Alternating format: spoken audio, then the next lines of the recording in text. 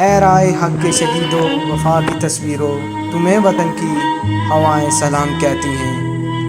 السلام علیکم دوستو، آج میں آپ کو دکھانے جا رہا ہوں محمد محفوظ شہید لائنس نائک محمد محفوظ شہید جرت البادری سرفروشی کی داستان کی ویڈیو آپ کی خدمت میں حاضر اور ان کے مزار کی زیارت کرانے جا رہا ہوں، اور ان کا واقعہ کچھ اس طرح ہے کہ انہوں نے اپنے جرت اور بہادری کے ساتھ کس طرح انہوں نے دشمن کا منہ توڑ جواب دیا، دشمن کو کس طرح منہ توڑ جواب دیا، یعنی کہ کس طرح انہوں نے دشمن کو گردن کو دبوچ لیا، اور کیسے انہوں نے پوری داستان آپ کی اس ویڈیو میں آپ کو دکھانا چاہتا ہوں۔ دوستو، آج کی اس ویڈیو میں پاکستان کے بہادر شہید کی ویڈیو کے بارے میں ہے، جس نے دشمن کے علاقہ میں بہادری کی ایک مثال قائم کی کہ دشمن بھی آپ کی بہادری کی تعریف کیے بغیر نہ رہ سکا۔ ان کا نام لائنس نائک محمد محفوظ شہید نشان حیدر ہے، اور ان کی پیدائش 25 اکتوبر 1944 کو راولپنڈی کے ایک گاؤں پنڈ ملکہ میں پیدا ہوئے، یعنی کہ ان کی پیدائش پنڈ ملکہ راولپنڈی شہالہ کے پاس۔ آپ نے اپنی تعلیم پنڈ ملکہ کے پرائمری اسکول سے حاصل کی۔ بچپن ہی سے آپ بہت دلیر و باوقار اور خود اعتماد شخصیت کے مالک تھے۔ محمد محفوظ کو بچپن سے ہی کبڈی کا شوق تھا، اور کبڈی کے حوالے سے ارد گرد کے علاقے میں پہچانے جاتے تھے۔ اپنے گاؤں کی کبڈی ٹیم کے کپتان بھی رہ چکے تھے۔ آرمی میں آنے کا شوق ان کو اپنے دادا جان کی کہانیوں سے ہوا، اور اپنے دادا جان سے آرمی مسلمان جرنیلوں کی کہانیاں سنا کرتے تھے، اور ان ہی کہانیوں سے متاثر ہو کر انہوں نے 25 اکتوبر 1962 کو آرمی میں شمولیت اختیار کر لی۔ اور دوستو، 8 مئی 1963 کو 15 پنجاب ریجمنٹ میں کوئٹہ کے مقام پر تعینات ہوئے۔ لائنس نائک محمد محفوظ شہید نشان حیدر نے 1965 کی جنگ بھی بہت بہادری سے لڑی، اور جب 1971 میں ناپاک دشمن نے پاکستان کی طرف میلی آنکھ سے دیکھا تو محمد محفوظ لائنس نائک کے عہدے پر موجود تھے، اور الفا کمپنی پلٹون نمبر 3 میں LMG کے فائر ہیں۔ 1971 کی 12 جنگ 15 پنجاب 33 محمدی اور 10 ڈویژن کا حصہ تھی، اور لاہور واگا کے محاذ پر تعینات تھے۔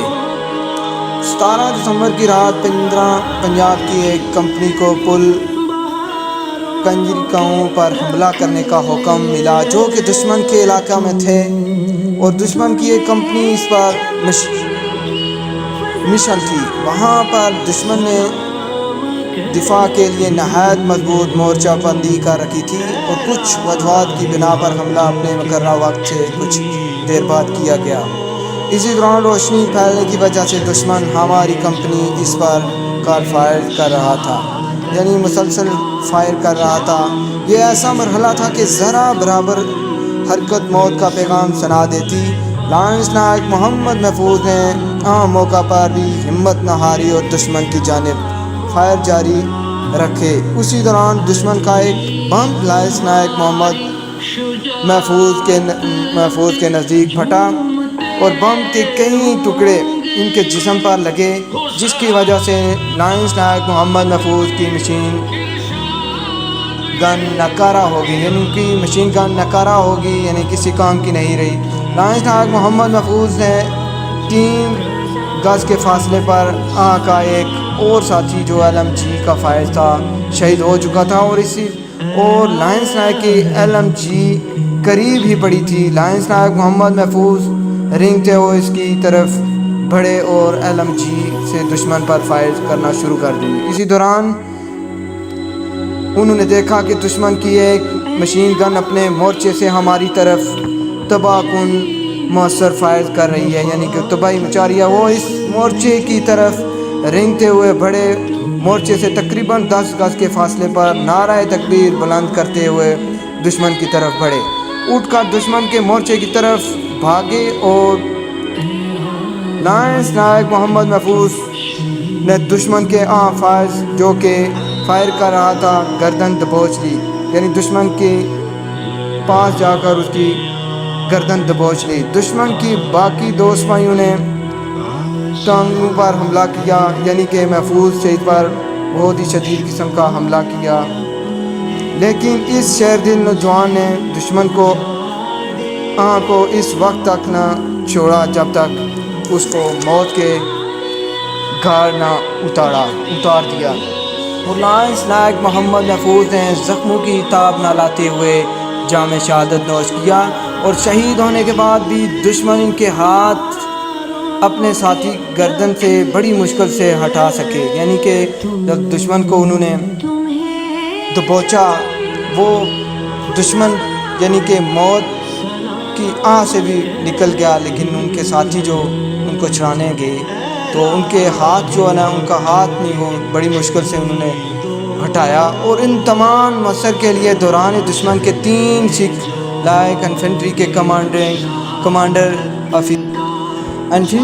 کمانڈر آفیسر لیفٹیننٹ کرنل پوری جو کر اگلے مورچے میں تھے، اور محمد محفوظ کی تمام بہادری کا کارروائی دیکھ چکا تھا۔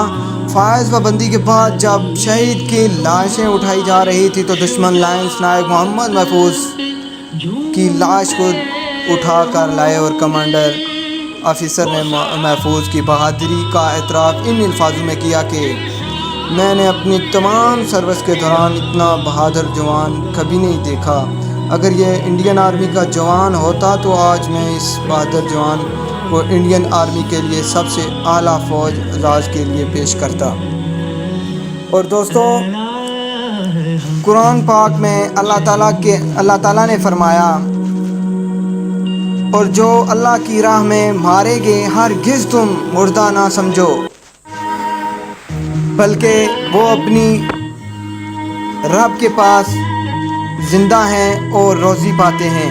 یعنی ہرگز تم مردہ نہ سمجھو، وہ اپنے رب کے پاس زندہ ہیں اور روزی پاتے ہیں۔ اور محمد محفوظ شہید کے بڑے بھائی بھی آرمی میں تھے، اور وہ جنگ میں تھے۔ جب وہ شہید ہوئے وہ جنگ میں تھے، یعنی ڈیوٹی میں تھے، جو کہ ان کے جنازے میں شرکت نہ ہو سکی۔ اور وہ جب واپس آئے تو ان کی ملاقات 15 پنجاب کے سی او سے ہوئی، اور انہوں نے کہا کہ آپ کا قبرستان بہت ہی چھوٹا ہے، جہاں محمد محفوظ شہید کو تنفید کیا گیا تھا، یعنی اس قبرستان میں بہت ہی چھوٹی جگہ تھی، تو ادھر مزار جو ہے نا، مزار نہیں بن سکتا۔ تو ان کے بھائی کا نام معروف تھا، معروف ہے، اور ان کے بھائی کا نام معروف ہے۔ انہوں نے کہا کہ ہماری اپنی زمین ہے، تو ہماری اپنی زمین میں بہت ساری جگہ ہے جہاں ہم مزار بنا سکتے ہیں۔ تقریباً 6 ماہ کے بعد جب محمد محفوظ شہید کو قبر سے نکالا گیا تو ان کا خون اسی طرح جاری تھا۔ بے شک شہید زندہ ہیں، بے شک شہید زندہ ہیں۔ اور جب ان کو نکالا گیا تو ان کے بھائی کہتے ہیں کہ میں نے ان کا دیدار کیا حاجی صاحب سے پوچھ کر کہ میں ان کا دیدار کرنا چاہتا ہوں، تو انہوں نے تازی شیف کی ہوئی تھی، تو ان کی شیف یعنی ان کی داڑھی مبارک جو بڑی ہوئی تھی اور خون اسی طرح جاری تھا۔ وہ کہتے ہیں کہ اسی طرح ان پھولوں کی خوشبو جیسے کہ ابھی ہم نے ان کو جو ہے نا قبر میں دفنایا، یعنی کہ شہید بے شک شہید زندہ ہے، اور جو اللہ کی راہ میں مارے گئے ہرگز تم مردہ نہ سمجھو، بلکہ وہ اپنے رب کے پاس زندہ ہیں اور روزی پاتے ہیں۔ اور یوں 23 مارچ 1972 کو حکومت پاکستان کی جانب سے لائنس نائک محمد محفوظ کو باز شہادت سب سے اعلیٰ جنگی اعزاز نشان حیدر سے نوازا گیا۔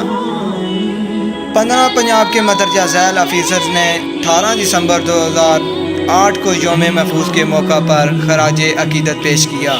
دوستو، آج کی ویڈیو سے آپ نے محمد محفوظ شہید کی قبر کی زیارت کی اور ان کا مزار دیکھا اور ان کی history. اللہ حافظ.